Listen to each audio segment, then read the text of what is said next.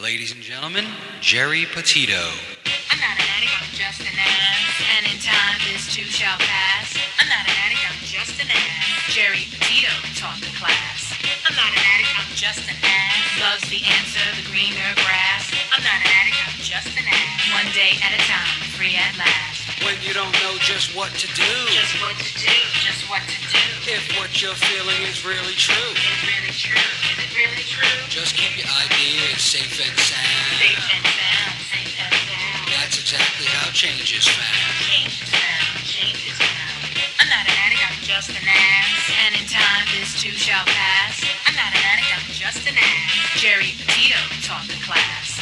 I'm not an addict, I'm just an ass. Loves the answer, the greener grass. I'm not an addict, I'm just an ass. One day at a time, free at last.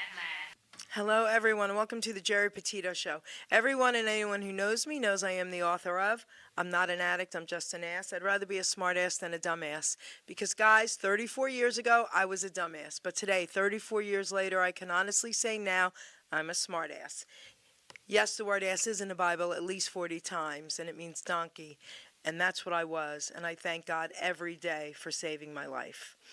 So guys, you know, if you think my book can help someone, because I sure do, you can go right to Simon & Schuster's bookstore, Archway Publishing, BAM, Amazon, Barnes & Noble. You can go to my website, www.geripetito.com. My book is now on audio. You can get it there. And guess what? If you're an author and you're interested in having your book on audio with your voice, reach out. Ruben Rodriguez of Hamilton Radio and Iron Horse Films is now doing audio. Simon & Schuster wanted to put my book to audio with someone else's voice. I couldn't have that. This is my story, my passion. It had to be coming from me. So, guys, listen. If you truly, truly, truly cannot afford my book, please reach out to me about that as well. I'm here to help you. I'm also a nutritional health coach and recovery coach. All my services to you are free. I want you to know that someone is listening. Before I introduce my incredible guests, I need to give a shout out to a few of my sponsors. First, I've got Johnny Bishop, a.k.a. Johnny B., singer-songwriter, host of the Entertainment Luncheon South, a nonprofit created for the creative. Okay, Facebook group page, Entertainment Luncheon South. Partner in the Joey D and Johnny B Rockin' Oldies band, and he's also now going solo. And I have to give a shout out to him and his wife Linny because they put this luncheon on once a month. It's by invite only. If you tell them you know me, they'll either send you an invite or block me. I'm not sure yet. All right, but it's $20. Great lunch, great entertainment, and guess what? They don't keep a penny of it, and they promote all of us. So a big shout out to Johnny Bishop and his wife Linny. I love you both. Then we've got Stormin' Norman Selden, 732-245-4777, www.storminnormanselden.com, booking dozens of attractions for concerts and performances on venues of all sizes. This guy's got a 5 to 12-piece band, and let me tell you something, he is a monster on the keyboards. He was in here recently with his keyboards, and it was amazing, and he's coming back next month. And he's been under the weather, so just keep him in prayer, please. A lot of people don't know this, but he helped get Larry Chance from the Earls back in the day started. Larry, you were like family. I love you. I miss you. We all miss you. Rest in peace, Angel. You're up there singing with Elvis, so, right? Definitely. Okay. That's Stormin' Norman. He's very talented, by the way. You know that when he was like a teenager, he had his own record label, and he put out some great records. So, and I had a chance to talk with him, but I'm glad to see that he's coming back and hopefully doing better health-wise. Yes, he is. Yes. Then we've got Ken Ryan and Linda Garofalo, The Way It Used to Be, singing songs from the 50s to the 80s, a tribute show to the greatest music and voices of all times. And Ken also sings Elvis for me, baby. Thank you. Thank you very much. Then we've got John Monforto, the man of many faces, singer, actor, celebrity impersonator, and tribute artist. So I named John the man of many faces, but he was given the title by a former Philadelphia mayor as the official Philadelphia Rocky impersonator. Guys, he is Rocky. He does about 30. Incredible, yes. And my favorite, of course, Rocky, The Godfather, The Italian in Me, and of course Elvis, baby. www.johnmonforto.com. Then we've got Michael D'Amore, singer-songwriter, performer, entertainer. www.michaeldamore.com. So I don't usually say this, but I say this about Michael. You know, I'm an Elvis fan. I mean, forget it, right? The biggest Elvis fan. Everybody likes to think they are, but I am. Okay, here's Elvis right here. Nobody can top him. Michael comes pretty close. Michael D'Amore's range is amazing. Check him out if you don't know who he is. So then, Michael Zaman, singer, entertainer, performer. Before I tell you about Michael, I had the opportunity the last few years of emceeing at Let East, and Michael Zaman, I got to open up for Michael D'Amore, and now last year we threw John Monforto into the mix. But let me tell you something cool about Michael Zaman. So, singer, entertainer, performer, www.mzaman.com. But he's more than that. He will have you cracking up laughing while you're listening to him entertain you incredibly. All right? So something beautiful happened recently. So a few months ago now, he recorded Mel Carter's Hold Me, Thrill Me, Kiss Me. And he put it out on Facebook. Well, he didn't know it, but of course I sent it to my buddy Mel. Mel calls me up and says, your boy did a great job. I said, can you tell him, please? We got Michael Zaman on the three-way with Mel Carter. And let me tell you, he almost had a heart attack. I was like, are you sitting down? Someone wants to say hello to you and get that. So Mel Carter said, Zaman, you did an amazing job with my song. Now, let me just say, keep the prayers coming for Mel.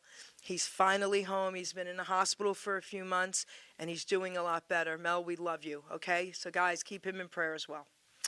Having said that, okay, producer, listen carefully. Wait. Having said that, I'm going to introduce my guest a little differently today. Before you introduce me, can I say something? Say it.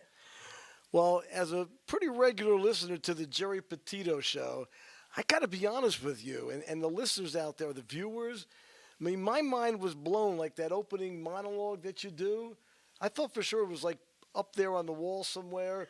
Folks, she does it off the top of her head. I'm looking around, and there's clearly nothing at all that she's reading. That was amazing.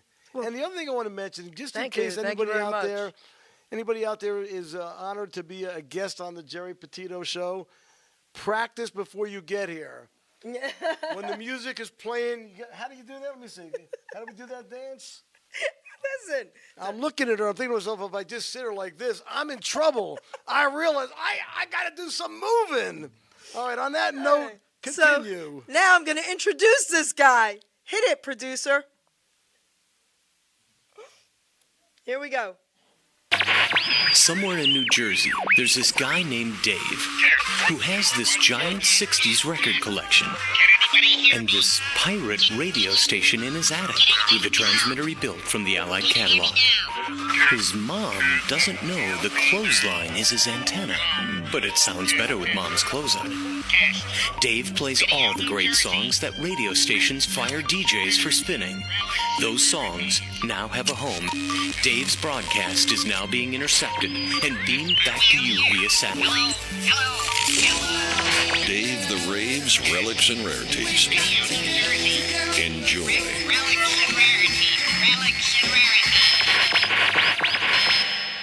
Dave the Rave, everybody.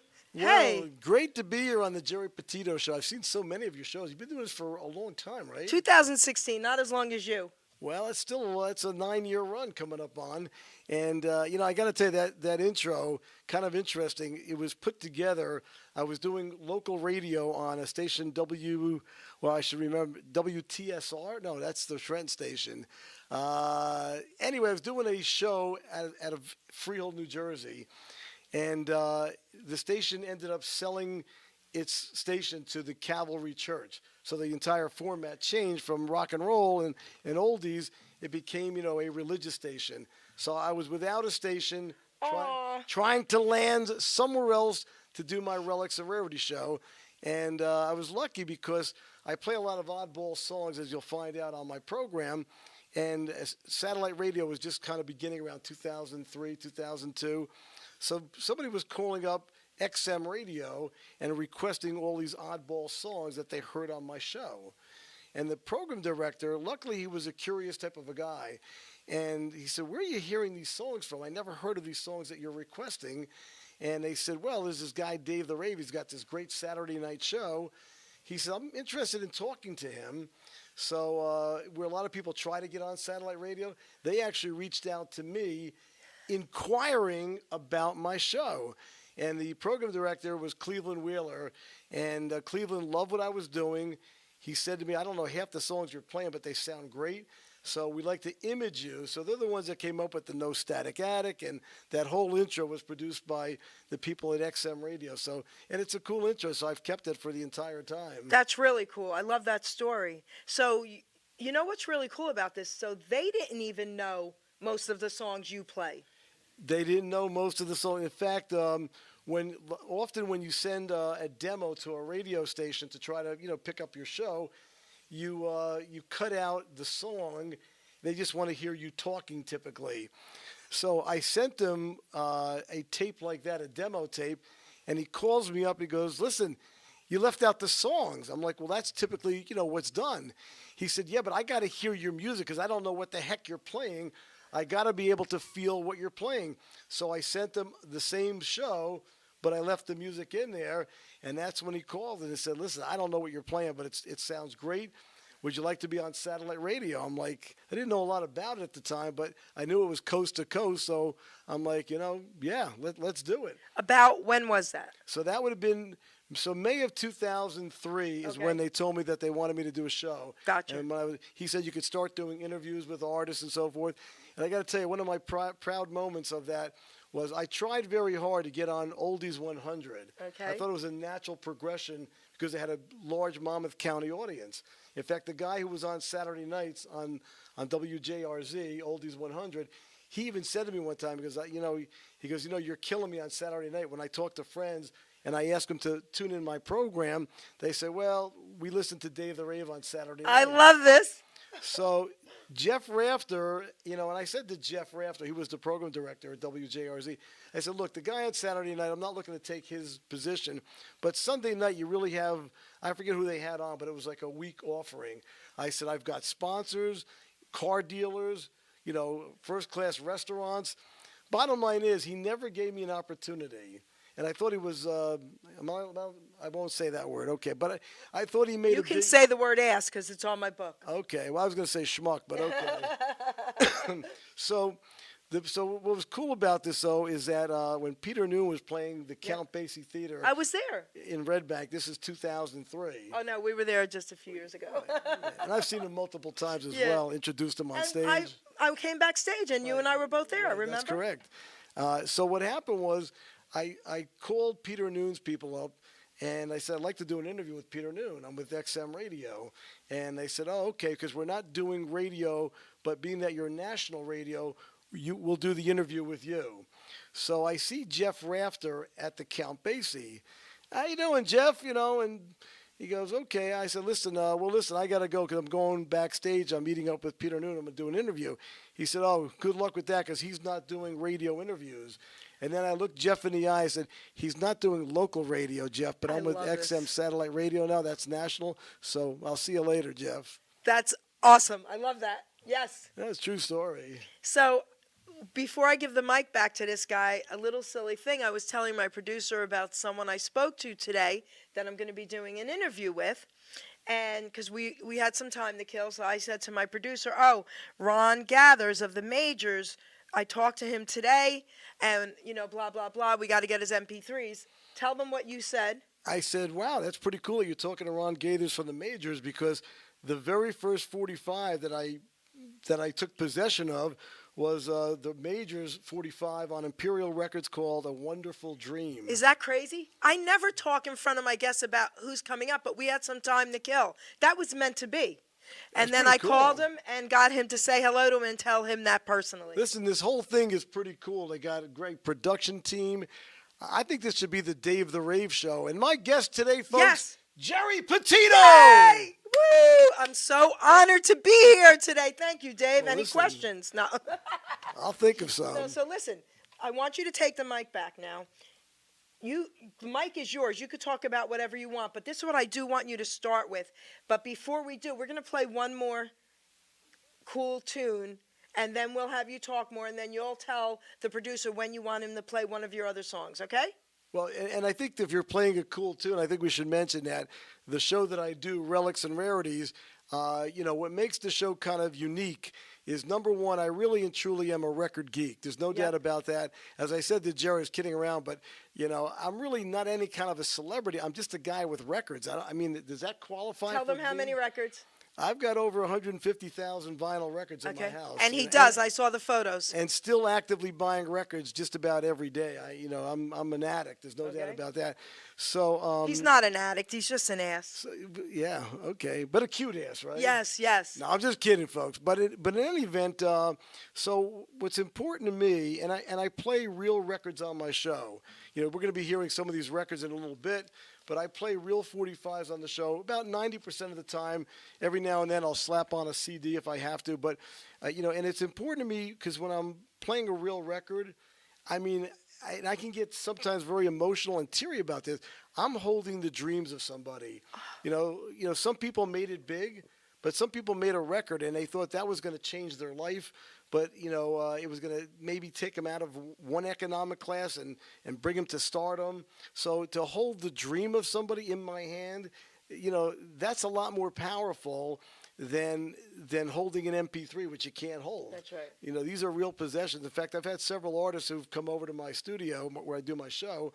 And a lot of them, when they see my collection, they're like amazed. And they're like, you know, Dave, you can walk the walk and talk the talk because you've got the real things over here. That's amazing. You know, so when you hear these records, I will tell you that I brought 4 records today. And all 4 of these records, as I think some of you will find out, we're sure we'll talk about this, I do Sirius XM radio. And one of the things I do on Sirius XM radio is with Tommy James on Sirius XM 60s Gold, because I also do shows on Underground Garage as well. But Tommy always says to me, and you'll hear this on the program, I said, well, I brought you a great record today. And Tommy says, let me guess, never hit the top 100? Never bumbled under the top 100? Am I right? I'm like, you're right, Tommy. And then Tommy will say, that's our kind of a record. That's a typical Dave the Rave record. So for you, I brought 4 great records. Never at the top 100, never bubbled under the top 100, and I have a feeling you're going to hear one of those records right now. So before we play this, producer, he's also going to try and get me Tommy's interview. Remember that. Yes. All right, let's play that first. Let me see your records. Very cool. These are only a few of the many hit sounds you will hear all week on WGAV 108 FM 14 on your walkie-talkie.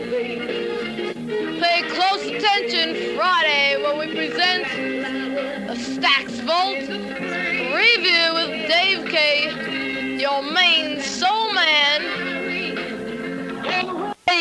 And swing like Arthur Conley says, sweet soul music. Oh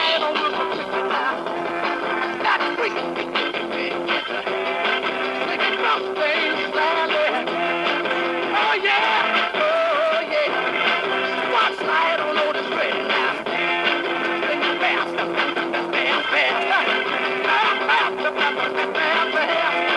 Oh yeah, oh yeah.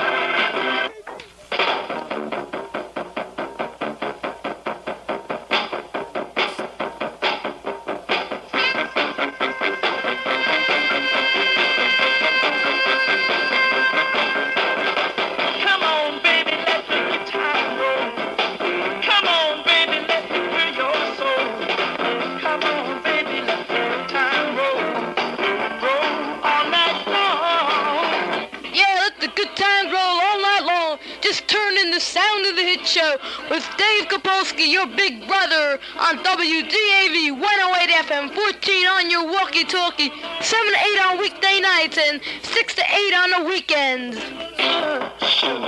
WGAV presents this week the super hit sounds, Arthur Conley.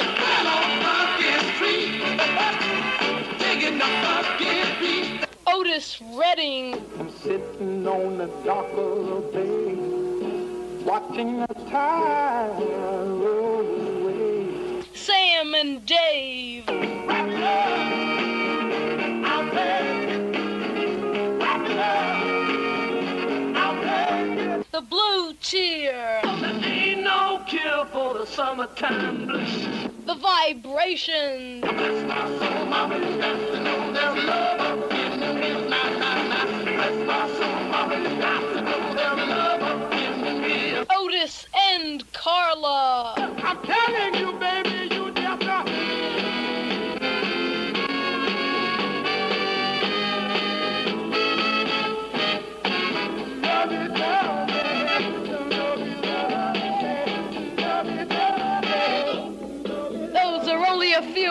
hit songs you're gonna hear all during the week on WDAV, and especially the Dave K Show every day. On my WDAV, that was my radio You were station. 12 years old on WDAV? That's right. I've been in radio for a long time now. That's WDAV.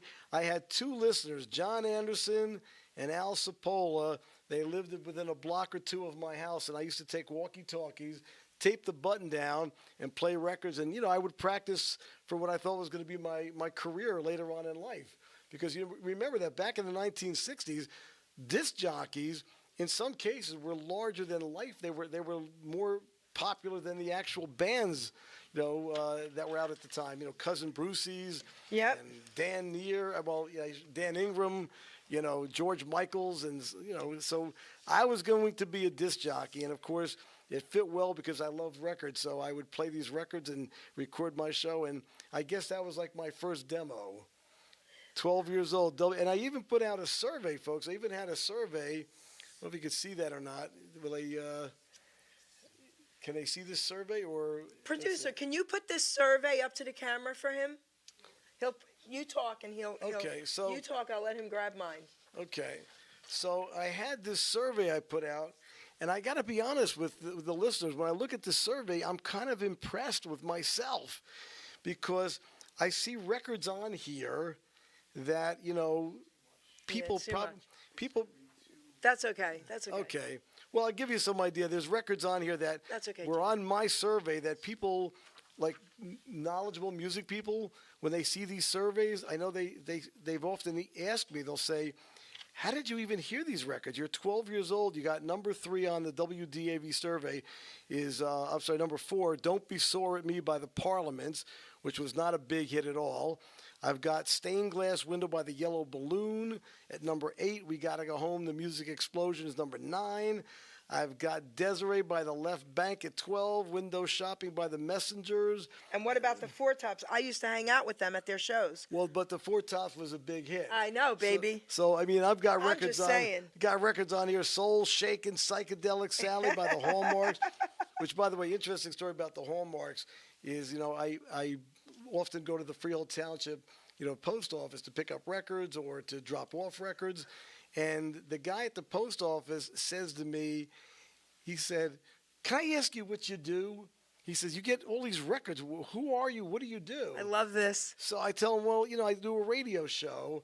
I play a lot of 60s music. Oh, okay. He says, yeah, well, my band, we made a record in the 60s. What? And I say to him, well, what was the name of your band? Don't worry about it. He says, because you're not going to know it. I said, well, what do you mean I'm not going to know it? He goes, well, it wasn't a hit record. I said, well, try me, because I play a lot of songs that were not hits. He tells me the name of his band was the Hallmarks. And I immediately... Oh, my God. I immediately say, Soul Shakin' Psychedelic Sally. He flipped. He flipped out. Oh my gosh! Wait, did you get a photo with you and him? You needed to. We did a YouTube broadcast. All right. And we did a lot of things with the All right, cool. Hallmarks. And I featured the song several times on several of my Sirius XM radio shows, as well as my own radio show. And you see him when you go there? He has since retired, but I still keep in touch with him. All right, good. And other people. That's from the band. priceless. Like, see, that's the stuff I'd love to hear. You just made my day just by that story. Well, I'm glad I could make your day that easily. That is so cool. And it was cool for me too. Yeah. And I always thought that this record, because if you hear the record, you could check it out on YouTube, folks. Well, check out Geri Petito show on YouTube first, and then search for the Hallmarks. Soul Shakin' Psychedelic Sally.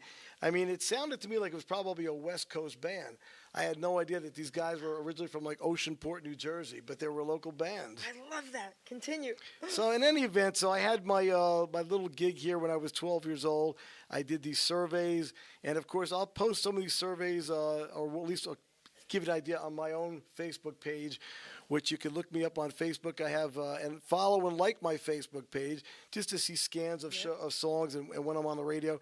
It's Dave the Rave, Relics and Rarities. So follow it and like it on Facebook. But I had these little surveys, and I was such a geek, I even kept my surveys. And, so this is so cool. So guys, first of all, I got to say this again. That's a really cool story. That to me is priceless. Okay? and here he was, and you knew his song. I'm sorry, I just had to say that again because I love that. All right, cool. But that didn't happen more than once at the post office. But there are people. You know, I think you know Tom Austin of the Royal. Oh, I Kings. interviewed Tom. Oh, yes. So Tom's a good friend of mine. He's I actually a love client Tom. of mine, and you know, in fact, I helped Tom out quite a bit with things in his family and his memorabilia. You know, he didn't realize how important. I think there were times where he questioned his relevance in rock and roll history. Yes, but most of them do anymore. And I think because his kids didn't really respect the music that he did. So here's another kind of a cool story. So I said, Tom, look, you know what? Let me reach out to the Rock and Roll Hall of Fame in Cleveland. You know, they're doing an exhibit with 50 stuff. Let me see if I can negotiate some of the things that you want to sell me, which I don't think should leave your family, and I'll negotiate a deal with the Cleveland Rock and Roll Hall of Fame. They invited me. I'm getting there one day. And I did. I negotiated a deal, and he had like a 5-year contract for his stuff to be on display. But the other thing I did for Tom is and we'll talk about that, I guess. We got a lot of things to talk about here, but I had a good connection with Bruce Springsteen. I did some music things for Bruce Springsteen.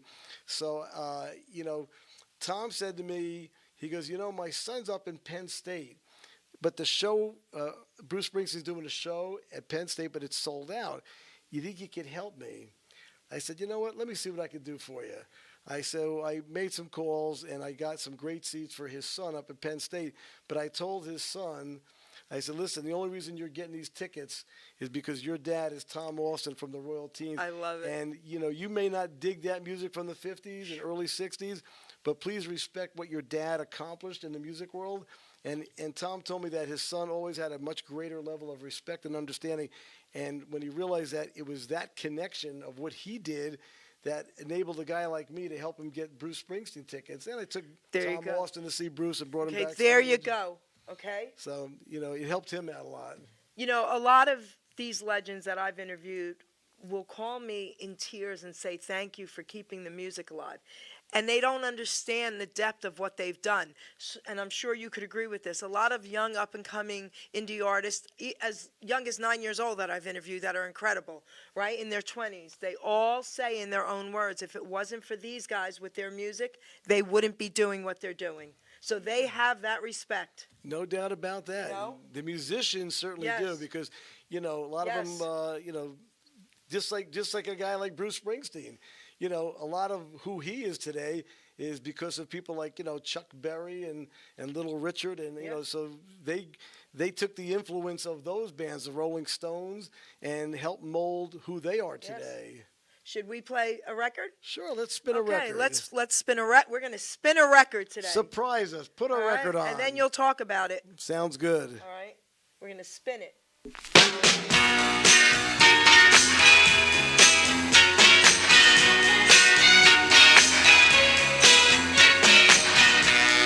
Sometimes I'm up, sometimes down. Sometimes the sun just can't be found. But when your arms all around me, nothing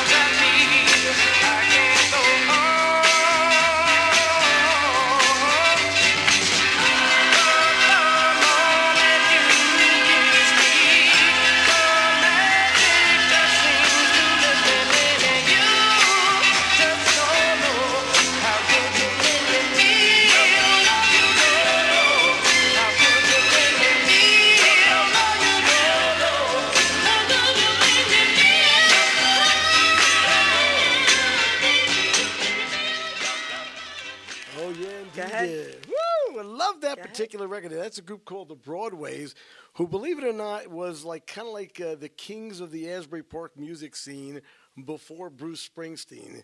That record that you just heard was, again, by the Broadways.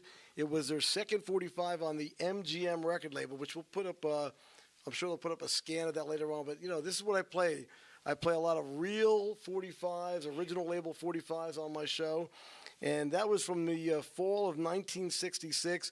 The record was a top 15 record on WJMO in Cleveland, Ohio. Regional markets, the records got played. But all the records that I'm playing today, folks, as I said, never hit the top 100, never bubbled under the top 100, but they're good enough for Tommy James on Sirius XM, so I'm hoping they'll be good enough on the Geri Petito show. Guys, this is priceless. You just don't know by the Broadways. Tell them how much this 45 was. Well, there's something called the Northern Soul scene, which basically is a scene where it started over in England, where they look for rare rhythm and blues, soul 45s, records that never really became a hit, but they sound like they should have or could have been a hit. Because in the 60s in particular, rock and roll was exploding back in the 1960s. So many records were coming into radio stations, and stations were playing like the top 25, top 40. So a lot of records just kind of fell through the cracks, or they had no promotion behind them, no payola behind them in some cases. Right. And so a lot of great records, kind of fell through the cracks. And myself and other disc jockeys, collect these rare 45s and, present them on the radio programs. But this record, you just don't know by the Broadways, probably a $250 to $300 record if you get it in the radio. Crazy. That's cheap, though. I mean, I've got records that were $5,000, $4,000. If I would have known what this guy knew at 12, honey, listen, I would have bought and saved every single 45 out there, okay? Well, collectors, by the way, we often say if there really was a time machine and we can go back and buy all these rare soul and garage 45s, and we could buy them and then bring them into today's world, we could be multimillionaires. That's right. But they wouldn't sell them anyway. I should mention also that the Broadways, the lead singer of the Broadways was a guy, and these were all, again, musicians from the Asbury Park, Neptune, New Jersey area. The lead singer was Billy Brown, who later became a singer with a group called The Moments. The Moments had, I guess their biggest hit was a song called Love on a Two-Way Street. I found love on a two-way. Oh, I thought maybe I'd get you to sing with me. So I danced with you. I thought you might sing with me, but okay. And then, of course, Billy Brown. They don't want to hear me sing, honey. And then I have a friend, Billy Brown, who's a singer, an older black gentleman who... I don't know if Billy Brown's still alive or not. No, this is a different Billy Brown, and that's why I'm looking at you weird. You're saying that. I'm going to tell my Billy Brown this story. Go ahead. Now, of course, Billy Brown, after the Moments, also had hits with a group called Ray, Goodman, and Brown. Those were three guys, Harry Ray, Billy Brown, and I forget what Goodman's first name was. So he's had some success, even though that record by the Broadways was not successful. He ended up having success in the music business. Very cool. Very And cool. by the way, I should mention also that I think in the late 60s, Bruce Springsteen, who was a fan of the Broadways back in that time period, actually was an opening band for the Broadways at one point. That's pretty cool. So let's give them one more tune, and then we'll do a lot of talking, and then we'll do it that way, because we got to give them one more. So let's drop the needle on another 45 here on the Geri Petito Show. I'm Dave the Rave, your record geek with the record you seek, and of course the lovely Geri Petito. That's so cool.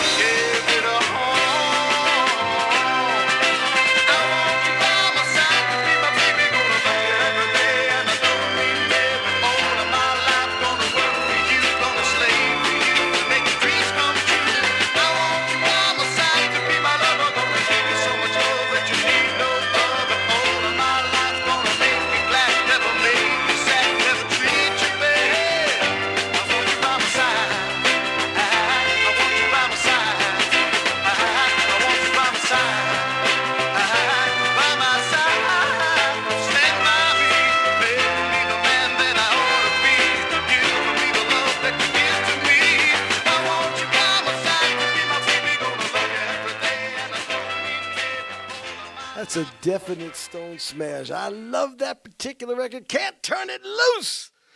I love it. It's by the Changing Colors, Jerry. And let me tell you how I discovered that record. You know, again, I was 12 or 13 at the time, and I'm listening. I was a big radio guy. I listened to the local stations in New York, WABC, WMCA, and having grown up in New Brunswick, New Jersey, I was strategically located because I could hear Philadelphia stations as well. Okay. So I listened to WFIL, Yep. WIBG, WDAS. I had a difficult time getting the New York soul station, WWRL, but I would always try. But I listened to Black Rock Radio, 1430 WNJR, Newark, New Jersey. And, you know, because I just embraced so much, both all kinds of music. And anyway, so on a Sunday night in December of 68, WMCA played 2 records. And they asked the listeners to vote on these 2 records. Which one do you like better? And it was the song that you just heard by the Changing Colors, which is spelled, by the way, in case you're looking for the record, Colours. They got like a funky spelling. And the other record was Nighttime Music by the Magic Ship, MAJIC. The Magic Ship won, but the voting was kind of close. And I actually liked both records, but I just fell in love big time with that Changing Colors record, Want You By My Side. I couldn't find a copy because it wasn't a hit record, so I wrote to Tower Records, you know, not the record store, but the label Tower Records, and they actually sent me 2 copies of the record, you know, and of course I still have those 2 copies that they sent me, and I think it's such a great record. I actually talked to John Bon Jovi face to face, who I had a connection with. John and I used to do a lot of things together, and I tried to get him to cover that particular song because I thought it'd be good for him, because he did that song I'll Be There For You. Yes. And that was sort of like in the same kind of a mold, but I guess I didn't quite convince him to do that particular record. But again, the Changing Colors, Want You By My Side. And I will tell you this, you know, I've got a girlfriend. Did I tell you that I got a girlfriend? Maybe she could talk him into it, honey. You know, there's a difference, you know. She's a lot cuter than me, that's right. for sure. But you know, so I would send her songs every now and then, like Perfect by Ed Sheeran, because she's a lot younger than I love me. Ed. So I try to send her more contemporary songs because she's a lot younger, you know. And I sent her a song from Wicked, and she said to me like, oh, can you do better? Because my last boyfriend, he sent me that song. And then I sent another, well, he sent me that song too. So I said, well, let me pick a song that I'm sure your ex-boyfriend doesn't know, because he's not a record geek like me. So I sent her that song, because if you listen to the lyrics of it, it's about a guy who's been a Rolling Stone, and he finally finds somebody, and he wants to spend his life. He wants that person by their side. So I said to her, well, if we get married, I'd like that to be our song that they play at the wedding. So, honey, I wore the shirt. Thank you, honey. I love it. She got me this shirt, and I was embarrassed to wear it, but she said, well, if you're going to do the Geri Petito There show, it is. Dave the Rave shirt. make sure you wear that shirt that I bought you. So being that I'm wearing your shirt, at the least you can let me, if we do get married, and I hope that does happen. She's a really nice young lady, but hopefully we can have that song as the wedding song. Changing Colors, Want You By My Side. Did you dig it? I digged it, baby. On a I scale digged of 1 to it. 10, how would you rate that record? See, probably a 10, and I'm going to tell you why. And I don't just say stuff to say stuff. So I'm an oldies fan, okay? And I was born in '61. I say You're that. a doo-wopper, I know that So primarily. yes, so that's why I give my year, because I'm an oldies fan. Oldies, doo-wop, and Elvis. And all the music I love, honestly, was late 50s into the 60s. I have no idea how, why, or what. I used to make my parents put on the oldies stations. I lived in New York. And when we got in the car, Mommy, Daddy, put on 98.1. You know what I mean? I was that person. So are you kidding me? I love this. Well, I'm glad to hear it. And you like that? You would have given it a 10. I'm giving it a 10, because a lot of people out there don't understand the depth of all this music. And again, guys, if it wasn't for this music, nothing would be happening today. Okay? And that's the truth. So I would like the listeners, again, to emphasize that the show that I do, Relics and Rarities, and again, how to find my show. I do have a website, by the way. It's davetherave.com. There you go. I've got an email, dave@davetherave.com. But to see scans of some of the records I play and to find out, I usually put up links where they can hear my show. If I'm doing something with Tommy James on Sirius XM, which we can talk about that a little bit. Yes, yes. But I post things on that Facebook page. And once again, it's Dave the Rave Relics, RELICS, Dave the Rave Relics and Rarities on Facebook. So follow it, like it, and don't forget Geri's page. Tommy James, baby, I know you're going to be seeing this, honey, because I need you. All right, baby, I need you. I was the bait to get Okay. Tommy James. And he could be our co-host, a guest co-host here for you, honey. So But- now, I want to know what's going on with this magazine. Okay, well, this is September of 1989. This is Rolling Stone magazine. This is so cool. The lovely Madonna is on the cover. So, a lot of people think I'm just into the 60s and the oldies and so forth. But, of course, I embrace music of different, decades. It's just that when I do a radio show, the 60s is my favorite decade. And I think, and this is my programming tip, well, it's my theory on what's good radio. Like, there's some disc jockeys out there, they play 50s, 60s, 70s, 80s. To me, it's too wide of a spectrum. You can't keep an audience, So I believe that if you're going to do a successful show, you got to find that niche, 50s, 60s, 60s, 70s, or maybe 50s to the early 70s. But in any event, I go beyond the 60s, and, I'm a huge Bruce Springsteen fan. And how that came about was kind of interesting. I worked at a record store when I was a teenager, Varsity Music Shop in New Brunswick, New Jersey. And I was proud of the fact that we were the only store in town that carried not just the WABC and WMCA survey songs. We also had, we only store in town that carried the black records. Okay. So we also carried the songs that WNJR was playing. So it introduced me to a lot of great soul 45s. But in any event, I remember when Bruce Springsteen's Greetings from Asbury Park, when the album came out, they touted him as the next Bob Dylan, and the album was not quite the raucous rock and roll that I've grown to love about Bruce Springsteen. It was kind of a laid-back record in some ways, but, being a record geek, I bought the record, and I attended Trenton State College, which is now known as the College of New Jersey. Yes. And of course, when I got to college, I spent most of my time on the radio station, WTSR, and I was a pretty good tennis player. I ended up playing number one. Oh, okay. I was an all-state, tennis player. Did you sing while you were playing? I don't know. Just On the radio? No. Did you sing while you were, Oh, playing tennis? Yeah. Mm-hmm. No, I was humming out there with hitting balls and hitting winners and so forth. Got my But- T-shirt. But but I would attend the concerts that we had at the campus theater called Kendall Hall. So we had Brian Auger's Oblivion Express. They were the main act, and the opening act was this guy, Bruce Springsteen. This guy. Well, because I didn't know much about Yeah, him. this guy. And I was going to almost every concert because I love music. Well, Bruce Springsteen blew the roof off of the place. And apparently he had a large contingency of people who knew of him down from the Jersey Shore that packed the place. And I felt bad for Brian Auger's Oblivion Express because when Bruce was done playing, let's say there was 1,100 people in that theater. There might have been about 150 people left for Brian Auger. Oh. And all of a sudden, that was it. I was in love. This guy was, incredible. And I started following Bruce. So we're talking that show in Kendall Hall was November of 1973. And then I started following Bruce. And I've been to hundreds and hundreds and hundreds of shows. And back in that time, I should tell people that how I afford all these records, because records are not, they're not cheap. I'm in after I was a tennis pro for several years, and I was recruited by somebody who was taking lessons from me to come into the financial services insurance business. So I went into insurance. I became an insurance agent. I opened up my own agency back in 1982. Okay. All right. But So when I would go on appointments in the evening to do financial planning, life insurance, I would race after my appointments, race down to the Stone Pony in Asbury Park. There it is. And I ran into one of Bruce Springsteen's, the real true #1 fan of Bruce Springsteen, Obadiah Zidzik. They called her Obi, who, rest in peace, Obi. And Obi one day came up to me and she said, "Can I ask who you are? What do you do? Everybody is here in jeans and T-shirts or whatever, and you're always here in a 3-piece suit. What's going on with you?"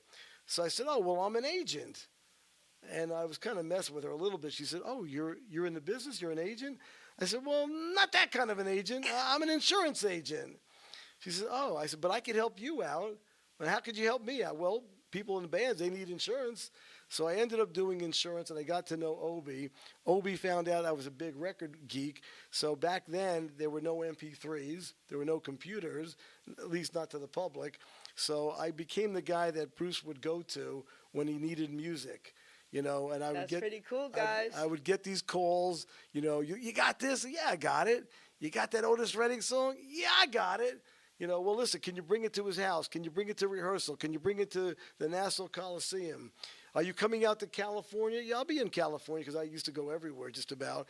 Well, can you bring it to the hotel he's staying at? I don't know if I should say, but in any event. You can say it. Well, he used to always stay at the Sunset Marquee. Heck yeah. So, I'd meet him out by the pool, and I'd bring him, he always wanted cassette tapes, and I would bring him the music that he was looking for. So I got to be tight with the Bruce Springsteen entourage. So in 1989, Rolling Stone. That's so cool, guys. Rolling Stone, they were doing a story about people that my understanding was it was people who were, had a successful business career, but outside of their business, they were like rock and roll junkies or weirdos, whatever. Yeah. So I got a call. I got interviewed by Rolling Stone. I love this. And several months later, I kind of forgot about that they had interviewed me. I thought it was, I just never heard back from them. But then several months later, I got a call and said, "Okay, listen, of all the people we've interviewed, we've decided that you're the most maniacal Bruce Springsteen fan. So we'd like to put you in Rolling Stone." And being that Bruce was Bruce, some people got like a quarter page. I got a full page with a little story about, and the story in Rolling Stone is kind of a funny story because I was depressed over a breakup with a girl. Nah. That's another story. But in any event, so I was having a barbecue. I had some Jersey musicians over at my house at the time, John Eddy. Yes. Joe Bonanno. I know them all. Yes, I've interviewed them. So we're at my house, and at some point in that barbecue, it was like early afternoon. It might have been like 2:30. I said, "You know what, guys?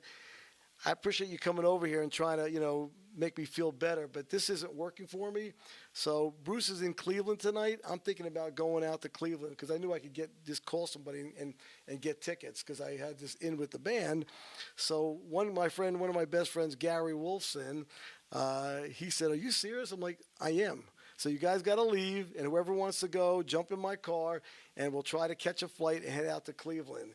And keep in mind that he is crazy. This was sometime in I think it was February of I forget the year now, but in any event, February of maybe 1990 or something. I don't recall exactly, but it was a beautiful day outside. It was maybe been like 68 degrees and sunny out, like an Indian summer kind of a day. So nobody's thinking winter or cold.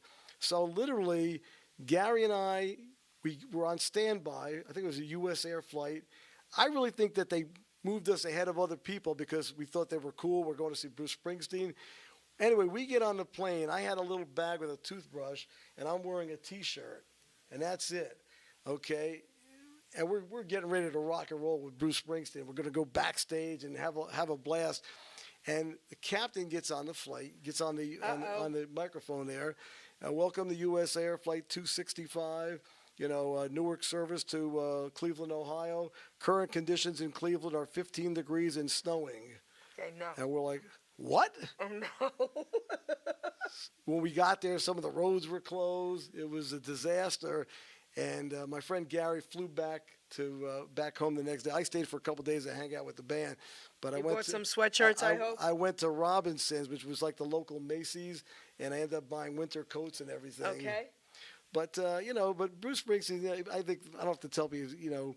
I know some people are down on him on his politics, but you know what I tell people? Who cares? This is so crazy. Right. I say, look, respect him for what he Right. is and what he does. Who cares? You know what? And he's just the greatest rock and roller. He's just phenomenal. So the article came out, and I also should say that although the article came out, sometimes it's just luck. Because over the years, I've met other people that I think probably they should have been in that magazine. Yeah, but see, don't stop talking about that. Stop saying it. Well, they're super fans, and Right. But listen, I have to say something. I don't like what you just said. Okay? Never say that again. Okay. And this is why. Why? I'm going to tell you why. Tell me why. So later on, I'm going to be reading a poem out of my book called Utilizing Gifts and Talents.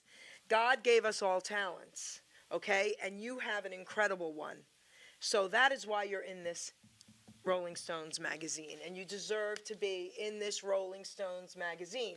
We can say every day, any day, if someone got an award or if someone won this, they were great, but someone else, blah, blah, blah. Stop. No, you deserve to be in this magazine. Well, I'm definitely a Bruce Springsteen fanatic, and I've Right. done the article, what it says, is true, what it says in there. Right. But I mean, I guess I'm just trying to be respectful to people and say that, if you're a Bruce Springsteen fan, I'm not here claiming that I am the most definitive Springsteen. I'm here claiming. I'm up there, but I mean, No. there's others as well. I'm claiming I am the most biggest Elvis fan. Yes, I am claiming it. I do Claim have a great another Bruce Springsteen Claim story it. that's pretty cool. Want to hear another great Bruce Yes. Springsteen story? So this is 1978. Okay. Bruce is on the Darkest on the Edge of Town tour. Okay. And I'm going city to city to city to city. I'm not home at all. I'm living out of a suitcase, So my brother was getting married September of 1978. I'm his best man. Okay. In a way, I was like his worst man because I wasn't home to do anything at all for him. I did nothing at all as the best man. Bachelor party, zero. I was feeling kind of guilty. So I said to Bruce, I said, look, my brother's getting married. I said, I got him tickets for the show tonight up in New Haven, Connecticut. I said, and I guess to have some relief of that I did something, I said, could you do a dedication for my brother? That's cool. So Bruce says, well, could you write it out for me? I said, fine. And we're backstage at the time. So I write it out for him. He stuck it in his jacket pocket. Okay. And I'm like near the front, near the side of the stage. And I'm hoping and praying that he actually does this. Well, he had like first half of the show and then a second half of the show, which now he hasn't done that in a while, but there was a time where he actually took a break. Oh, okay. So here it is. It's the second half of the show. And I'm like on the side. I'm like, Bruce, the card. I'm like trying to remind him that he's got that dedication in his pocket. So finally, he pulls out the card. Yay. And I'm thinking to myself, like, oh, this is great. Mission accomplished.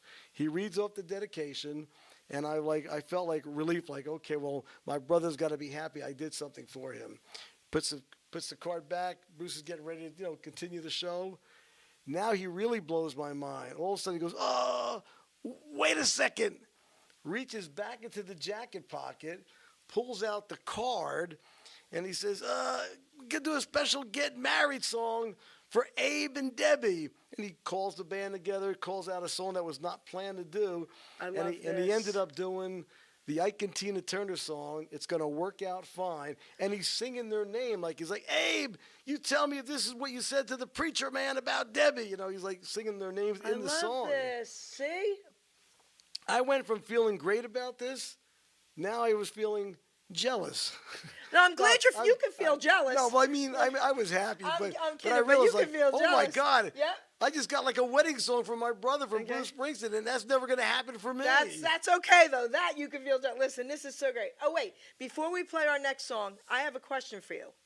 All right? Now, guys, I said it, and I'll say it again. I am the biggest Elvis fan. All right? Tell me what you think of Elvis and if you have any favorite songs, and do you ever play any of his songs? Because he's got some obscure ones as well that people haven't heard of. Well, let's see. Elvis Presley, I should mention, you got to love him because he's Elvis. He's Elvis. He's also born January the 8th, which is my mother's birthday. Rest in peace. So I think beside Larry Chance being with Elvis, I think my mom, Rebecca, she might be hanging out there too. Okay. Because all the women loved Elvis. Honey. There's no doubt about that. I think, favorite Elvis Presley song for me was probably "Follow That Dream." Okay, beautiful. And I think it was that particular song because I think from a young kid, and chasing records and thinking I'm going to be a top-notch disc jockey one of these days, and and not only that, but for me, it's not just being a top-notch disc jockey, was the ability to make dreams happen for people who put out these records that never went anywhere. That really means an awful lot to me. I can't express that No, enough. that song is amazing. So that is a particular favorite song. And then he did, of course, Viva Las Vegas as a favorite, One Broken Heart for Sale. These are some of the records that I play of Elvis Presley. Okay. Sometimes it could be Marie's the name of his latest Yeah. flame. Do you know who did that song originally? No. Del Shannon. Oh, really? Yeah. Oh, I didn't know that. Del Shannon did that song for us. That's a cover that Elvis Presley did. I have a couple Elvis stories for you. Well, sort of. I have a couple Elvis stories for you. I'm all ears, folks. All right. I'm going to take 5 minutes. I'm going to interrupt him, okay? All right. So, first Ladies of all. and gentlemen, I'm Dave the Rave, and of course, my show is Relics of Rarity. I've taken over the studio. My guest is Geri Petito, and she's got a great Elvis Presley story. Could you tell us that story? Yes. I have I'd a love few. to hear it. All right, here I'm we giving go. I'm giving you 5 minutes. Thank you. Let me make sure. I got it.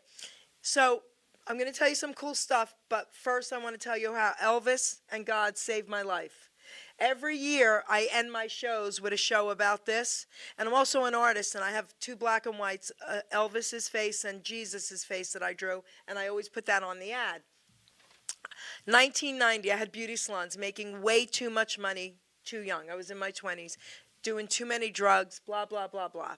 I had a black and gold 1990 Eldorado Cadillac with Elvis license plates. Wow. Okay. Most of my clientele were very wealthy Jewish women, and one is still in my life today. She was the municipal court judge, the boss of all the judges in Mercer County. I'm not going to say her name. That's a good connection. Okay? She's amazing. All right. Well, anyway, long story short, I used to meet her at the courthouse in that car, thank you God, for lunch often. One night, 1 o'clock in the morning, I'm with a girlfriend, and we're in my flashy car copping heroin. Well, the young black drug dealer that we had came out to the car and said, I don't have any dope. We got to go 2 blocks. He gets in the back of my car. We go 2 blocks. An unmarked police car is following us that recognized my Elvis license plates. He calls the judge in the middle of the night. Waits till the guy gets back in my car with the dope, pulls us over and says, Geri, Judge so-and-so said, get this guy out of your car, get the drugs out of your car, go home, get some rest, and get some help. I put myself in a rehab that week. Changed my life. All I thought, Dave, was, thank you, God, for using my Elvis plates to save my life. Think about that, right? So that was the beginning. So later on, when I was 16, he died. I have a ticket. My mom finally said I could go to a concert with my aunt, who already met him, kissed him, got a scarf from him years ago in Vegas. He dies. So that ticket is framed in my Elvis poker room. I'm also a poker dealer. And So that's a ticket. That's a ticket that you never got to see the show. No, 'cause you never got passed to away. see the show. So it's framed in my Elvis poker room.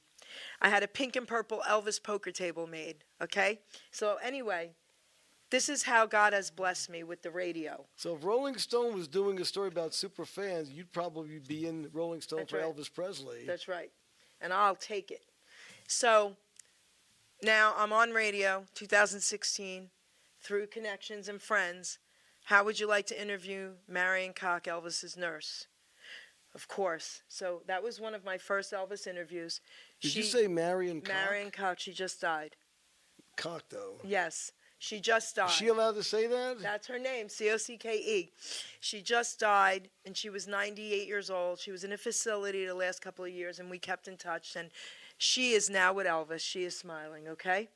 But from that interview, I got Priscilla. I was supposed to meet Priscilla at a concert. She had front row seats for me and was going to bring me on stage, but then COVID hit. But with her blessing, I interviewed a couple years ago her son Navarone with his band Them Guns. And I interviewed Elvis Aaron Presley Jr., who is Elvis's son. I have all the court documents. I even got a letter from Graceland stating he is who he says he is. And then recently, and I'm going to be doing another interview with her, Deborah Presley Brando, who was Elvis Presley's first daughter. Okay? So check them both out if you don't know who they are. But Elvis Jr., he's my age, and he looks just like an older, heavier Elvis. Sounds just like his father, not like an ETA guy. So check them both out. And Jerry, so I've really been honored. And Jerry, thank you for coming on to the show today. Did you see the Elvis Presley movie? And what did you think of it? Okay, so not only did I see it, I had to see it twice because I hated it. I loved all the actors. They all deserve awards. It was incredible. The first night, opening night here in Hamilton, my producer Ruben and like 10 others, we all went together. I cried the whole time saying, that's not true, that's not true, that's not true, that's not true, that's not true. Went the next day alone, my paper and pen, took all my notes, got in touch with a few close ETAs and said, let's compare notes. And I did a show about it that week. Really? And this is why, guys. And I don't want to hear, oh, it's a movie and it's Hollywood. No, I don't want to hear that. And I'm going to tell you why. I called Jack Soden, the president of Graceland, and we talked about it. And he said, Jerry, I feel your pain, but there was nothing I could do about it. It was released, blah, blah, blah. He said, but other things are coming up. So this is why. There were a few things in there, silly things that didn't matter. He's singing a song on stage, and they've got the date and the name of the song, which is wrong. The song didn't even come out yet. There were like 2 or 3 times of that. They never showed a happy moment of him and his mom. Everything was fighting and yelling, and she was drunk and cursing. They never showed him on the golf course with his daughter having fun, right? But this was the worst. 2 of them were the worst for me. He never, ever, ever screamed, firing the colonel from a stage, F.U. That happened, but in a hotel, okay? Not on stage, and that made Elvis look bad. And the worst was this. I don't know if you guys remember this or you, but in the movie, they said that Elvis went into the service because the colonel got him out of going to jail for swinging his hips on stage. That's a lie. Elvis went into the service because he wanted to. The colonel tried to get him out, and Elvis said, no, I'm not getting out. And then the colonel said, do you want to perform? He said, absolutely not. I want to do my duties. So that made Elvis look bad. So that's why I hated the movie, and I didn't appreciate that they put all those lies in it. I'm a damn good talk show host. I know how to rile up my guests. Okay, there you go. I got you all riled up. Okay, Elvis, baby. Yeah, Elvis. So, there Anyway. you go. Now the mic is back to you. So now I'm Dave the Rave, folks. Dave the Rave, your record geek with the records you seek, the vicar of vinyl. That's what Tommy James calls me. I guess we'll play a record, then I'll tell you about the Tommy James show. There you go. Play a record. Here we go. Yes. Surprise us. Drop the needle down. Okay.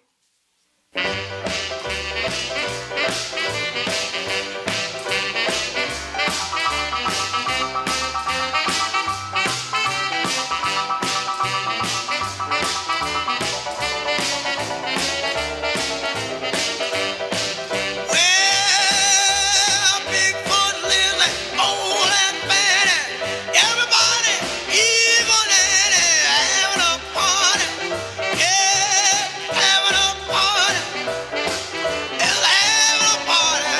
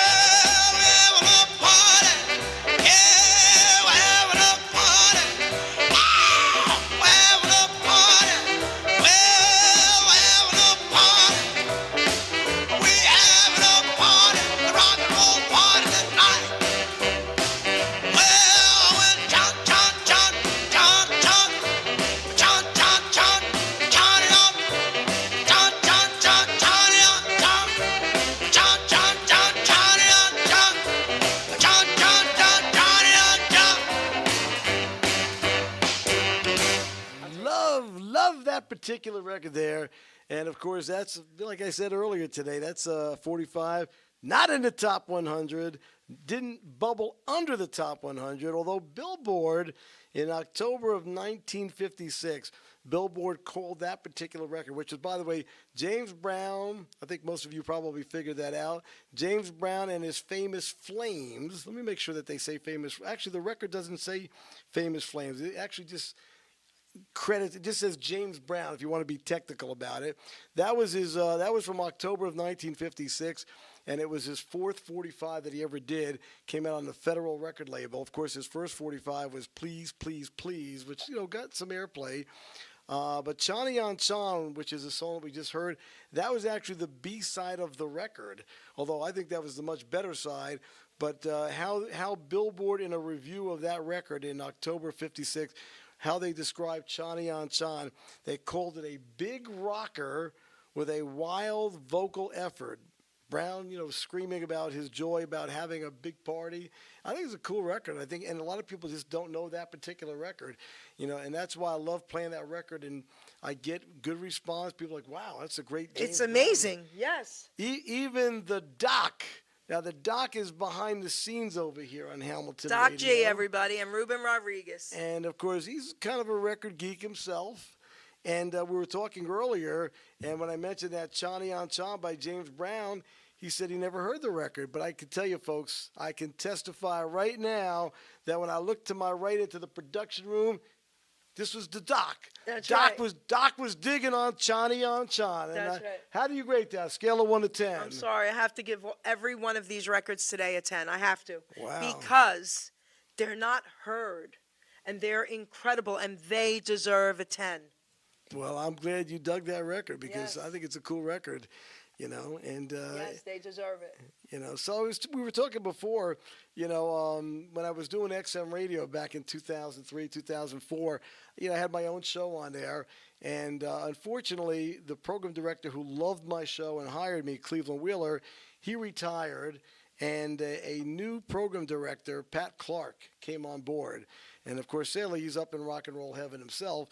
But Pat Clark was a guy from the ABC networks, and he was more into hits. Okay. And he didn't really understand my show. He didn't have an affinity for these oddball records. So he wanted to move me to vignettes. Like, I wouldn't have a regular show, so I couldn't say to Jerry, I'm on Saturday morning at 10 o'clock in the morning. I would say, well, just tune into the station. And periodically, the disc jockey will say something like, okay, time to take a trip into the Relics and Rarities Vault with Dave the Rave. And they would play 2 songs, and I would talk about it. So Tommy James, who was a fan of my show and had been a guest on my show on XM Radio, said, Dave, that's crazy. You got this great show. Yes. So why don't you and I do a show together on traditional radio? I'm like, well, it's hard to turn down Tommy James. That's right, baby. Who wants to do a show with you? So I said, okay. I didn't tell anybody off at XM Radio. I just said, listen, I had an opportunity to work with Tommy James. So Tommy and I started to produce a show. It was called American Jukebox. And we recorded several shows, but not enough to get a syndication deal because he then got tied up with his book, Me, the Mob, and the Music. And he started doing talk shows, Howard Stern. He was busy, and that project never had the time to finish up. And he would often say to me, though, well, hey, I'm sorry, Dave, but, one of these days, maybe we'll get around to that project. Well, he ended up getting a gig 7 years ago. He just completed 7 years recently. And on Sirius XM, because now Sirius and XM had combined, and it's he's on the 60s channel, channel 73. And at some point, he reached out and said, listen, would you like to be a part of the crew? You could be like our resident record geek and introduce a rare record and so forth. So that's what I do. And of course, it's always a lot of fun to hang out with Tommy, but it's also even more as important that I'm taking a national audience once again on satellite radio, which is coast to coast. And I'm able to play these great songs that kind of fell through the cracks, and I'm giving them a second life. And in some cases too, I reach out to members of these bands and say, listen, that record that you thought never went anywhere? I'm going to feature it on satellite radio, and they're happy about that. A lot of times they love me to take a picture with Tommy holding the record, it means something to them. I love that. Yes. I played a garage record by a guy.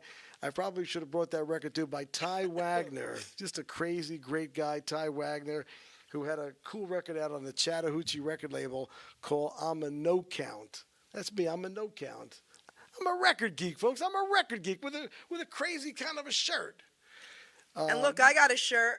He gave me his shirt. Thank you, baby. Yeah, Dave the Rave. Playing those lost 45s. With my website, once again, davetherave.com. Yep.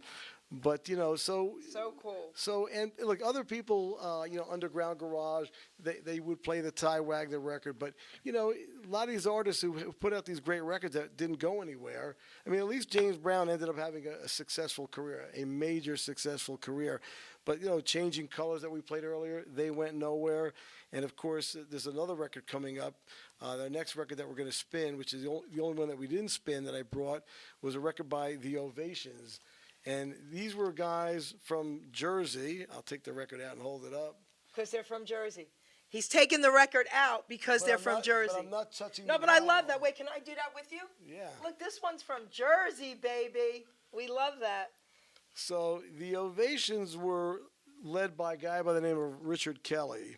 Okay. And, of course, Richard Kelly was doing doo-wop records in 1958 on the Cool record label. Then he had another doo-wop record in 61 on the Barry record label. But in 63, he was signed to Capitol Records. Cool. Major label. So they're all excited. Billboard gave the record a great review. It came out in November of 63. Okay. So, unfortunately, the number of this Capitol record, because records come with a number on them. This is Capitol 5. I didn't know that. 5082. Oh, okay. What do they mean, the numbers? Well, it's just how they catalog them. So they don't look up the artist or the name; they look up the number. Well, I mean, so people would know this is the first release on a label, the second release on a label. Okay, so that was 5,000. 5082. It doesn't necessarily mean it was a 5,000. Okay. They give it a number. Sometimes they start at 1,000. Okay. So I wouldn't put a lot of significance in that 5082. But what's significant is that 30 numbers after that. Okay, and if I do my math, that would make it to be like 5112 or something like that. It's 30, because 18. Yeah, it's about 5112 was another artist, their first record on Capitol. It was I Want to Hold Your Hand by the Beatles. He is a geek. He even remembers numbers. Okay, go ahead. So, as you know, the Beatles and their appearance on Ed Sullivan back on February 9th of 1964. So Capitol now had this monster on their hands. They now had Beatlemania was hitting Capitol Records. And, of course, in general, British Invasion started to hit America. But the entire personnel who worked at Capitol, their promo people, publicity people, they're no longer working the Ovations. They're working the Beatles, because that was just it was like a monsoon, a tsunami had hit Capitol Records. So that record, even though it's a pretty cool record, it went nowhere. It died. Didn't hit the top 100, didn't bubble under the top 100. But it's something that we're going to hear, and of course I just featured that recently on Sirius XM on the Tommy James Show. And of course Richard Kelly, by the way, I should mention, because I became pretty friendly with Richard Kelly. Sadly, he passed away in the summer of 2024, no longer with us. And he had a lot of other cool records that came out that went nowhere, but he did have a very, very successful cover band that played the New Jersey, New York, Pennsylvania music scene. I think it was called Richard Kelly and Friendship, but they played for many, many years and were quite popular. So it's a guy that was, heavily invested in music and made a little career out of it, although he didn't have a hit record that he wanted so badly. But we're gonna make it a hit today on the Geri Petito Show. I'm Dave the Rave, and I think you'll give this a 10 also, I hope. Well, real quick before we play it, Billy J. Kramer. Right, Billy J. Kramer and the Dakotas. Okay. Little children. They were and part of the trains, whole boats, British and planes. invasion, and I got to interview him, and we talked a little bit about all this crazy stuff. Right. In fact, I heard the interview that you did with Okay. Billy J. Kramer, and I think didn't you play Bad to Me? Yes. But when you played Bad to Me, Your guest, the fellow that was with you at the time, he was a singer. I'm trying to think who he had. Good-looking guy, and he sings. And you said he was close to Mike, the other fellow you have. Michael D'Amore? Yeah, but who's the guy that you had on the show recently? Was it Zandman? Yeah, Zandman. Okay. So Zandman made a comment about something about Billy J. Kramer. And I said to myself, but nobody seemed, the two of you didn't seem to realize that he mentioned a song about Billy J. Kramer did that was written by Paul McCartney, Lennon McCartney. But you just got done playing probably his biggest hit, Bad to Me. Okay. And that's also a Lennon McCartney tune. There you go. See, he knows. I'm a geek, folks. All right. But I'm bringing you some good music right here on the Geri Petito Show. And by the way, again, it's just an honor to be here. I'm having so much fun. I'm honored, guys, to have him here. But this is the Ovations. This came out once again November of 1963. Billboard said it should be a hit. It didn't become one, but it's a hit right now today. The Ovations is called I Don't Want to Cry. So cool. Don't turn me down. Don't make me say goodbye. Try not to break my heart unless you want to see me cry. Let's try to make it like it was a little while ago. Please don't tell me it's no use. 'Cause baby, I know I don't wanna cry. No, I don't wanna cry. All I ever do is cry myself to sleep, but I don't wanna ever weep again. Whoa, whoa, whoa, let's talk about the future. What about all the dreams we shared? Now you're telling me no, no, no. And all the time I thought you cared. I think I'm gonna cry. No, I don't wanna cry. I'm supposed to be strong, but I can't keep this up for long. This crying. Whoa, whoa, whoa,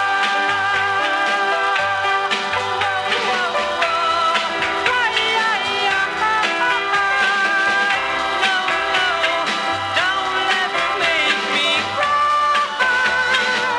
Oh, baby, if that's the way you want it, there's nothing more that I can say. So let me go now while I have this chance. Baby, before you hear me say, I don't wanna cry. No, I don't wanna cry. No matter where you go or what you do, you know I'll always love you, and you'll always remember the day I told you I don't wanna cry. No, I don't wanna cry. All I ever do is cry myself to sleep, but I don't wanna ever weep again. No, no, I don't wanna cry. No, I don't. Sound of the Ovations coming to you here on the Geri Petito Show. I'm Dave the Rave with all the records you craving. Do I sound excited? The Ovations. Listen, Tommy James, if you're listening, I'm doing a show every week with Geri Petito. I'm done with Sirius XM Radio. No, I'm just kidding. Tommy, I'll see you tomorrow. Tommy, I love you. Yeah, Tommy's going to be at the scheduled date is for the PNC Arts Center. Tommy, James, and the Shondells and the Rascals are doing the show. I don't think they have a date set yet, All right, so Doc G, we got to make that happen. but that's in the works. Tell Doc G he didn't hear you. Tommy J, you're not listening? Come on, Doc Okay. G. Tommy James and the Rascals are going to be playing the PNC Arts Center sometime in the All right. summer of 2025. And I should mention, He'll get us both backstage, not just me. you know, some of your listeners may be aware of the fact that Tommy James this past weekend played Las Vegas, played a room at the Golden Nugget in Las Vegas. Oh, very He didn't finish the show, though. He became ill, and a lot of people were very concerned because and I spoke with Tommy just the other day. You know, he said, Dave, he said, I felt just lightheaded, like I was going to faint. So I had to stop, and I had to sit down on the riser by the drums, but I just couldn't continue. So they escorted him off the stage, and I guess medical personnel. But he assured me that it was just that moment. He's fine. The doctors checked him out. Okay, I'll keep He's him in fine, prayer and- anyway. Right, and I'll be seeing him tomorrow. We record our Sirius XM shows on Very Wednesday, cool. and then they get played on Sunday nights. Very cool. And again, that's 5 to 8 p.m. It's Getting Together with Tommy James. I'm just a little spoke in the wheel. Tommy is the star of that show, obviously, and it's 5 to 8 p.m. Eastern Daylight Time on Sirius XM 60s Gold, Channel 73. Amazing. Wait, did we talk about what's in this magazine? No, so... We have to talk about this one, too. Okay, well, I believe me. I've been fortunate. I got actually interviewed by a lot of different places, to be honest with you. Very cool. And one of the first big articles that came out. This is when I was on, which I don't. Yeah, I can't believe I can't remember the name of that station, the call letters of it. But this is from the news transcript. Okay, I had met with the news transcript, and they wanted to do a story about me. So I met with them, and I was shocked. Once again, just like the Asbury Park Press and Gannett Papers put me on the front page with that story about this crazy guy in Freehold with 150,000 records. And of course, the thing that scared me the most is they mentioned that it was, records worth over $2 million, and I kept thinking to myself, I better shore up my my alarm system. But the news transcript, when I opened up the paper, I was like, oh my God, I thought I'd be like relegated to the back somewhere, the entertainment section. No way. But you open up the paper, and there it was, like this whole page newspaper story about my show, the Relics and Rarity show. So, and basically it just talks about a record geek guy who gives some of the background, and the station was WPDQ. It's in the article. Oh, I love here. that. WPDQ. Right, pretty damn quick. Okay. And how that came about is I have a 61 Corvette. So I'm driving my 61 Corvette on Route 33 in Manalapan. Okay. Okay. And, I'm cruising along. I think I had Chuck Berry on my cassette at the time. And I come across a billboard, Oldies 89.7 FM. I'm thinking to myself, what? Like 89.7 FM, I think of that as like, college radio stations. Like a college radio station is not going to have a billboard on Route 33 talking about an oldie station, but it was, I guess it was a down at the lower end, but they were a full-time oldie station, So I said, wow. So I started listening, and I'm hearing advertisements for all these local, diners and Manalapan break parts. So I'm thinking to myself, they must be local. So I tracked them down, and I guess it's kind of a cool story. I tracked them down. I spoke to the station manager. I said, look, I'd love to do a show. I did college radio at Rutgers and also at Trenton State, and I'm pretty knowledgeable about music. I said, I'd love to do a show, but I want to play what I want to play. Oh no! We got a playlist. You got to work off of the playlist we have over here. I said, but I could give you a really good show, and I think you'll dig the show, but I just can't do the playlist. I said, I'll take any time you got that I can play whatever I want. You'll do any time? I'll do whatever you want. Just trust me. He said, how about Sunday morning, 2 a.m. to 6 a.m.? I said, I can play whatever I want.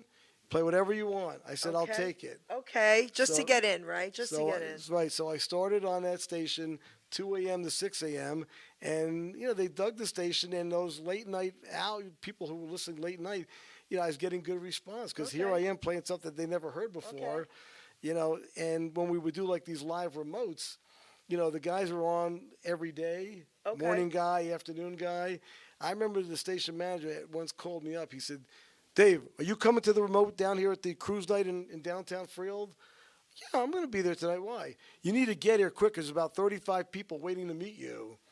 Because what happens is when you play all these these records, these rare records, you get that loyal, a fellow record geeks that are real loyal to you because you have records that nobody else has. So eventually they moved me to Saturday night. I would come on at 8 p.m. and I'd stay on until 1 o'clock in the morning. That's much better. And then I would invite listeners to Golden Bell Diner. Now it's called the Park 9 Diner.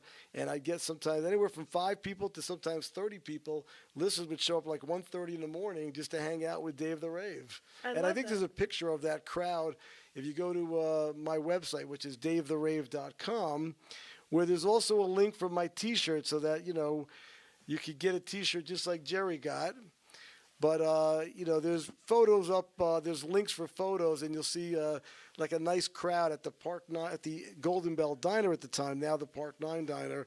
And the food is great, still is. And, that picture is taken like 1:30, 2 o'clock in the morning. I love it. So now it's time I read a poem out of my book. Okay. All right? And the reason why I like to read this poem when I do entertainers is because I'm going to be getting a lot of messages, a lot of texts. Can you read that for a record geek? Yes. Okay, because I may not be an entertainer, but I'm a record geek. Oh, wait, that's not the one. What the heck? Hold on. Hold on, there folks. It is. So the reason I like to read this is because I'm going to be getting a lot of messages. Oh, my God, I wish I could be a geek like him.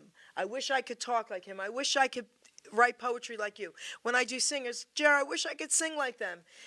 If anybody out there is questioning your self-worth, you need to listen to every word of this poem, okay? Because everyone has something to offer. Think about sanitation workers. What would we do without them? I can't even imagine that, right? Well, one of my favorite speeches and a true hero for me was Martin Luther King. Mm-hmm. And he said in one of those speeches, he said, listen, if you're going to be if you're a sanitation worker, be the best sanitation worker that you can be. Okay. Take pride in that. And by the way, for the record, my mom was a cleaning lady for Rutgers University, and my dad worked in a factory as like the handyman janitor. So I have cleaning girls, 2 of them, 2 young cleaning girls. What would I do without them? Think about that, right? All right, so you get it. So now I want you to really, if this is for you, please listen to every word of this poem. Utilizing gifts and talents. We are born with talents. We are born with drive, with different gifts to help us thrive. I knew early on I was born to draw and paint, to also write poetry, and to talk without restraint. Our gifts and talents should all be used. God's gift to us, not be abused. We can go far in life for sure, using our gifts to go on tour. All our talents should be used to create ourselves and more, but then our job's to share them, to even up the score. You see, in life, what's needed is not just for ourselves. Once our gifts are mastered, take them off the shelves. A living we can make by spreading them around, not just for the money, to spread a peaceful sound. Don't take for granted the gifts you're given. Go out and spread the joy. Our gifts are not to be held back for us to self-destroy. Put your efforts forth. Do not hesitate. All your talents, my friend, are never second rate. Never hold them back or you will surely die. Maybe not in body, but your soul will cry. Our gifts were made to share, our talents made to soar. Go through life enlightened, and then you can roar. Be proud of who you are. Be happy you're alive. Once again, my friend, your gifts will help you thrive. Is that in your book? It's in my book. Did you write that poem? I wrote this poem. Wow. Hold on. This is for you. By putting efforts forth, not keeping them at bay. Listen, your name, Dave the Rave, baby, will live forever, forever and a day. So go through life excited for what you sure can give. To yourself and others is our reason to live. Our grave will be quite lonely, but our legacy lives on. So make sure people smile with the breaking dawn. That's beautiful. And you are making everyone smile. And please, the name of your book, please tell the listeners once again. I'm not an addict. I'm just an ass. I'd rather be a smart ass than a dumbass. Wow, that's some powerful poem you wrote there. Well, thank you. Thank you very much. You have some serious talent. I might have to have her back on the show as a guest. I'll wait, as usual. I forgot. So listen, we have a few minutes left. I want to give the mic back to you. You can close it any way you want and say whatever you like, but I have a question. What's on that board? Did you already talk about that stuff? Right, so I'm not sure if we did. So on that board is, and again, I'm trying to think how that came about, but I got contacted by the Asbury Park Press, and somehow they became aware of my radio show, which, by the way, typically, I do a live show not every Sunday night on topshelfoldies.org, Sunday night, 9 p.m. until midnight. I don't do it every Sunday night because, quite honestly, my girlfriend lives upstate New York. So I have to spend some weekends with her. I agree, girl. After all, she gave me this beautiful shirt. That's right. I love you, girl. Her name is Fern. Hi, Fern. Anyway, they found out about my show and they contacted me and they said, we'd like to, meet with you and check out your show. I'm like, okay. Oh, that's the Bruce Springsteen gig. No, that was Oh. this. No, this is. I've done several Bruce Springsteen things also, but so they came to listen to the show and they wrote a story about this record geek in Freehold. Has got I think the article says what Freehold DJ has 150,000 records in his home. This. And the thing that I did not know, was not aware of, was two things. One, that the Asbury Park Press was going to run the story on the front page of the newspaper. Of course they I did. said to the Jerry Carino and Brian Johnson were the two guys that did the story, and I said it must have been a slow day because I thought it'd be like in the entertainment section or something, but it was literally on the front page of the newspaper, and that was a shock when it came out. I had no idea.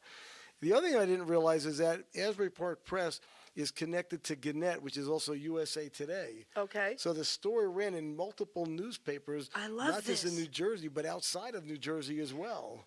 And of course, people would call me, "Hey, you want to buy my records? I got these records," and and. Did you ever say yes?